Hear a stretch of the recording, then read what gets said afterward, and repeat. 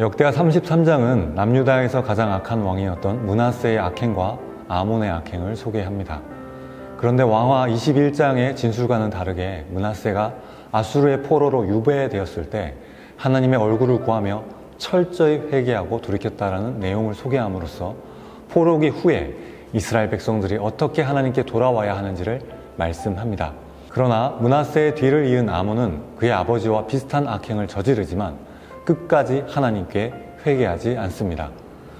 34장과 35장은 북이스라엘과 남유다 전체 왕 중에 최고의 찬사를 받은 왕, 즉 전심을 다해 여호와를 경외하고 모세의 율법을 온전히 준행한 요시야의 행적을 소개합니다. 그런데 열왕기 하는 요시야가 성전 보수 중에 하나님의 율법을 발견하면서부터 종교개혁이 시작되었다고 보도하지만 역대하는 그가 어려서부터 개혁을 착실히 준비해 왔음을 말씀합니다. 또한 역대기는 열왕기에서 단 2절로 끝낸 유월절 준수에 관한 기사를 19절에 걸쳐 대대적으로 보도합니다.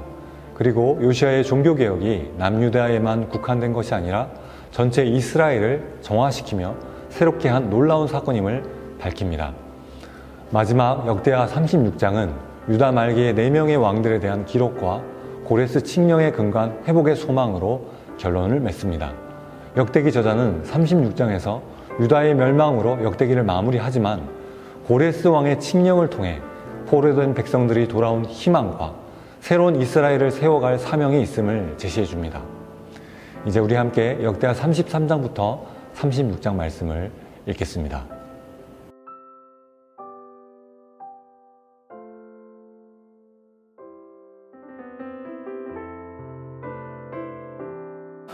오늘은 주님께 사랑하시는 한승희 성윤재 청년과 함께 말씀을 나누도록 하겠습니다. 두 분 환영합니다. 오늘의 첫 번째 키워드는 우리 삶의 종교개혁입니다. 이스라엘 역사에서 최악의 왕이었던 므낫세 이후 2년의 짧은 시기의 왕이었던 아몬의 뒤를 이어 8살의 왕이 된 요시야는 어떻게 전무후무한 종교개혁을 이룬 왕이 되었을까요? 저는 요시야의 종교개혁에 큰 역할을 한 여선지자 훌다가 인상 깊었습니다. 2가지 이유에서였는데요.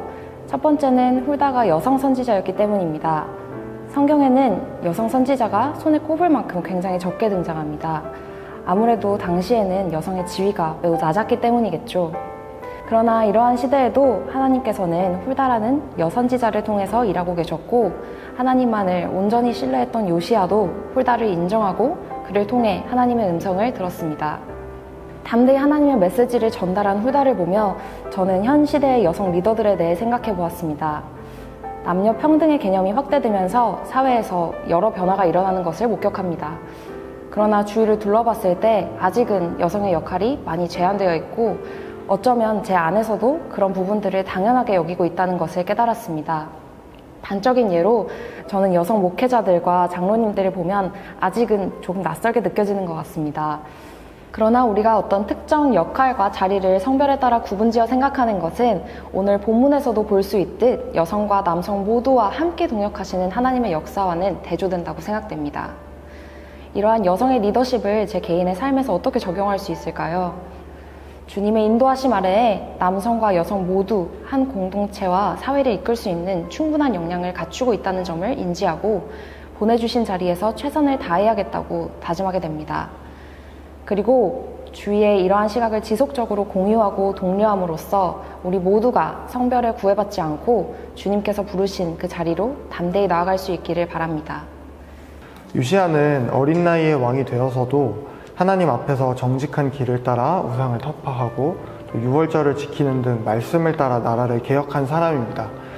저 같은 경우에는 20대 때 좀 어렸을 때 이러한 성경 속 영웅담의 도전을 많이 받아서 저도 그렇게 세상을 선하게 변화시켜 보겠노라고 다짐을 많이 했었지만 그런 거룩한 꿈과 또 무능력한 죄인된 나의 현실 사이에 큰 괴리에 괴로워했던 기억이 많습니다.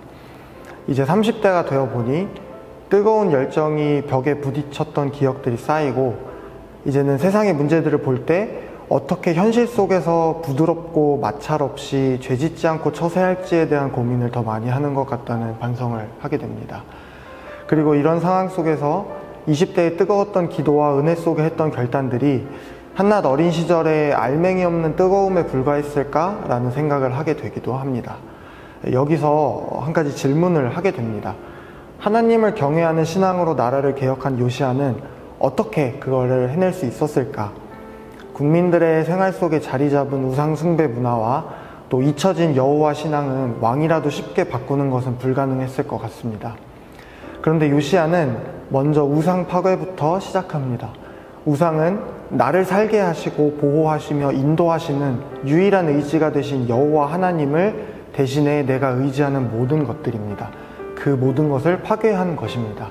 어쩌면 요시야의 개혁의 원동력은 순간 불타오르는 열정이 아니라 하나님 외에 다른 어떤 것도 두려워하거나 의지하지 않겠다는 순전한 마음이 아니었을까 생각합니다. 그런 마음들을 가지고 하나님의 말씀을 따라 세밀한 인도를 받다 보니 거대한 일들을 해낼 수 있었으리라 상상해 봅니다. 저는 하나님의 생명을 전하는 꿈을 가진 의사입니다. 현실을 잘 몰랐던 학생 시절에는 의사가 되어서 할 수 있는 일이 되게 많다고 생각했습니다. 생명을 살리는 직업 소명을 가지고 환자를 섬기고 또 선교하는 의사가 되겠다는 꿈에 차 있었지만 시간이 흘러 의료의 현실을 알게 됩니다.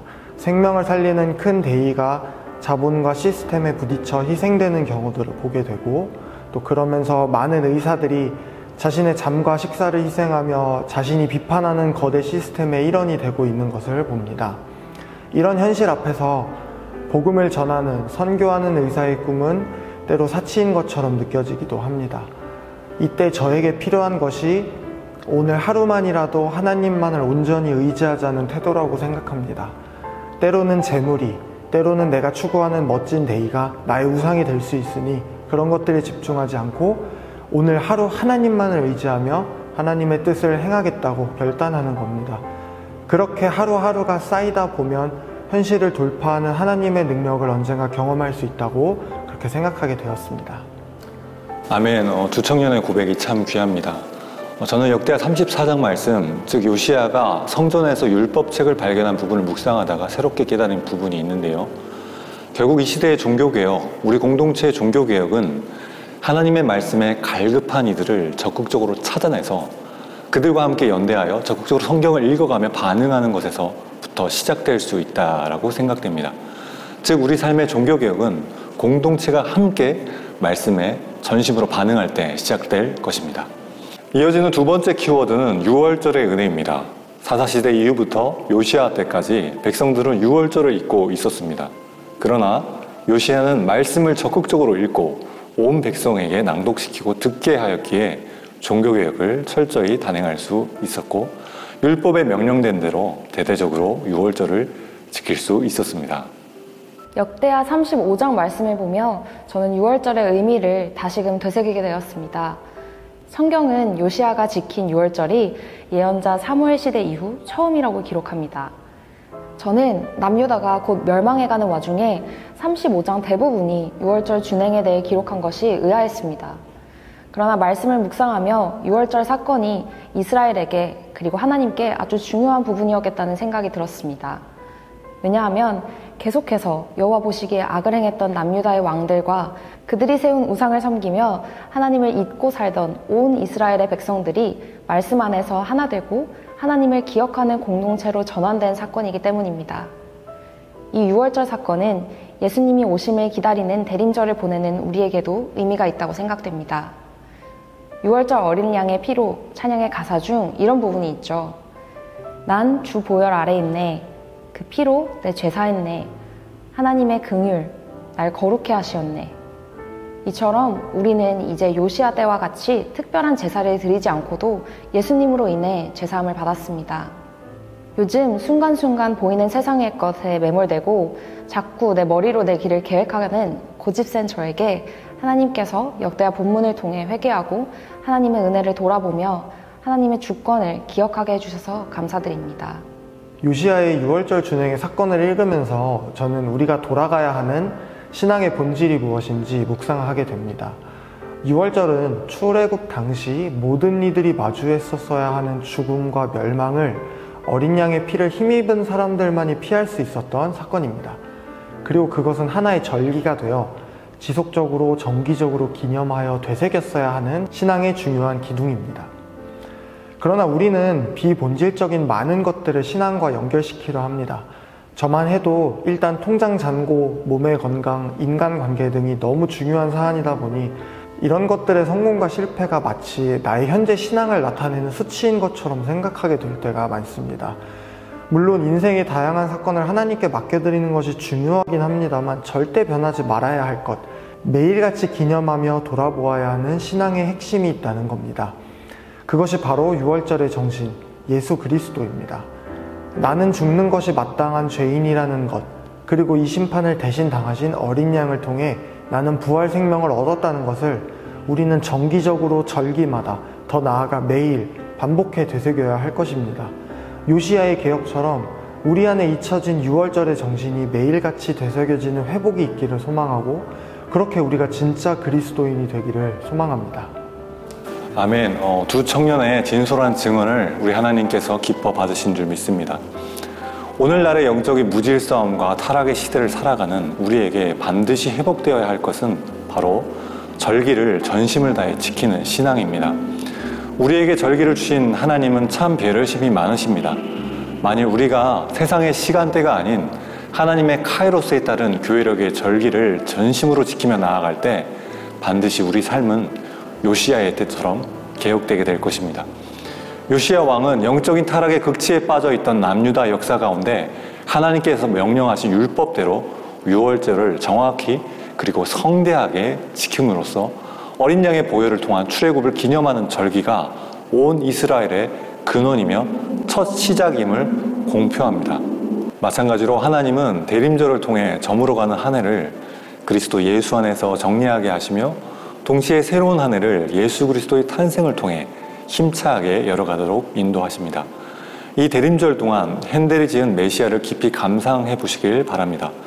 메시아의 텍스트는 특히 예수 그리스도께서 어떤 분이시며 그분의 삶과 사역의 의미가 무엇인지를 드러내는 기독론의 내용을 완벽히 정리해 놓았습니다. 또한 메시아의 각 부분에 담긴 가사와 아름다운 음악의 세계에 깊이 빠져들게 되면 그 어떠한 신학서적이나 명강의에서도 느낄 수 없는 감동적인 경험을 하게 됩니다. 가장 분주하고 바쁜 12월, 우리는 기독교 절기의 시작인 대림절을 보내고 있습니다. 하나님의 카이로스의 시간이 우리의 분주한 시간에 침투할 때 우리 삶에 놀라운 하나님의 역사가 시작될 것입니다. 요시야 왕이 유월절을 성대하게 지켰던 것처럼 우리 또한 온 세상의 가장 기쁜 소식이며 최고의 선물 대신 우리 주 예수 그리스도의 탄생과 재림을 간절히 고대하며 대림절을 보내시길 축복합니다. 이제 오늘 발견한 말씀의 은혜를 붙들고 우리 자신과 가정, 공동체를 축복하며 기도합시다.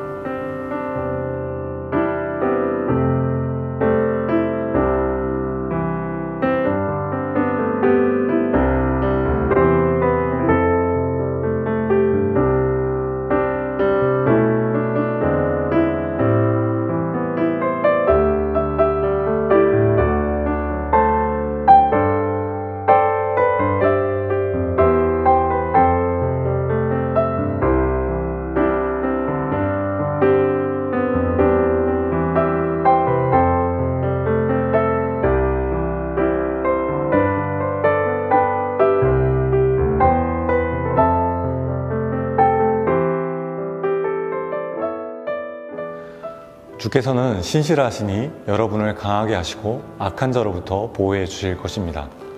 주께서 여러분의 마음을 인도하셔서 하나님의 사랑과 그리스도의 인내에 이르게 하시기를 빕니다. 여호와는 내게 복을 주시고 너를 지키시길 원하며 여호와는 그 얼굴을 내게 비추사 은혜 베푸시길 원하며 여호와는 그 얼굴을 내게로 향하여 드사 평강 주시기를 원하노라. 아멘.